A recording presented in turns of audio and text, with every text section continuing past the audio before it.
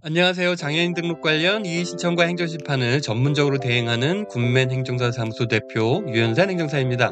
올해 들어 장애인 등록 신청에 대해 미해당 결정이 나거나 등급이 내려가는 사례가 매우 많아졌습니다. 이제 서류를 제대로 갖추지 않으면 거의 등록이 안 되는 느낌입니다.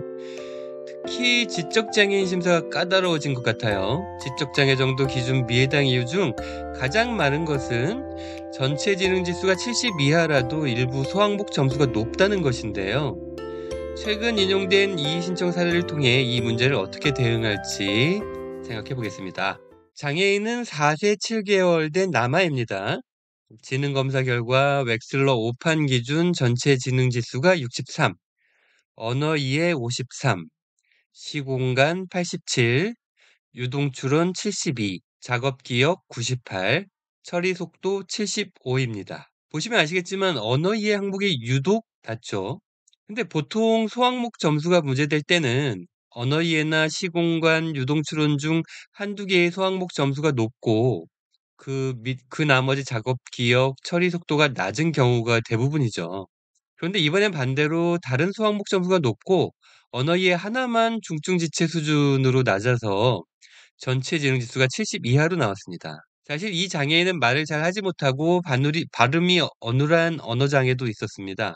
그래서 공단은 장애인이 검사 때 대답을 잘 안 해서 언어 이해 항목의 실제 기능보다 낮게 나온 거로 의심하는 것 같습니다. 실제 언어 이해 능력은 높은데 검사 때 대답을 잘 안 하거나 발음이 어눌하니까 검사자가 잘 못 알아듣고 이런 문제 때문에 점수가 실제 능력보다 낮게 나왔다는 그런 의심이죠.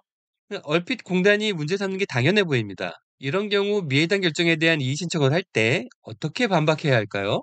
이의 신청을 위해 가장 먼저 만나야 할 사람은 장애정도 심사형 진단서를 써준 의사, 전문의입니다. 전문의의 추가 소견서가 공단 판정을 반박할 무기가 될 것입니다. 아주 가장 강력한 무기입니다.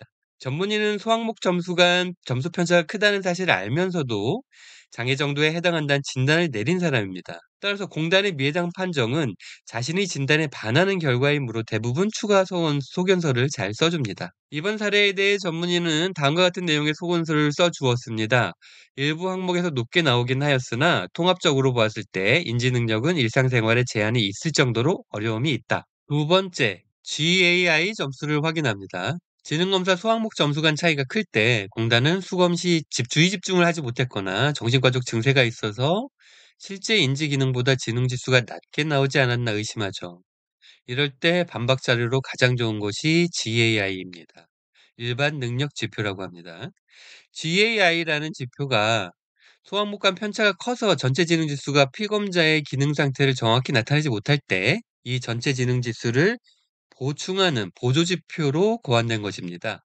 언어 이해, 지각 추론 등 기본적인 인지 기능을 측정하는 소검사 점수를 환산해서 GAI 점수를 구합니다. 이 아동의 GAI는 54로 오히려 전체 지능 지수보다 더 낮았습니다. 이 수치는 아동의 장애 정도가 지적장애인 등록을 할 만한 수준이라는 것을 보여주는 근거가 됩니다. 세 번째, 언어치료사 등 관련 아동센터 상담 일지와 소견서를 받습니다. 이 아동은 인지기능 중 언어 이해 능력이 유독 떨어지는 장애인입니다. 이 정도라면 부모님이 언어 관련 치료를 받으러 다녔을 겁니다. 역시나 해당 아동은 아동센터와 특수 어린이집에서 치료를 받고 있었습니다. 그래서 아동의 언어 이해 능력이 얼마나 떨어지는지에 대한 자세한 소견서를 받을 수 있었고, 이것이 공단의 판정을 반박하는 근거 자료 중 하나가 됐습니다.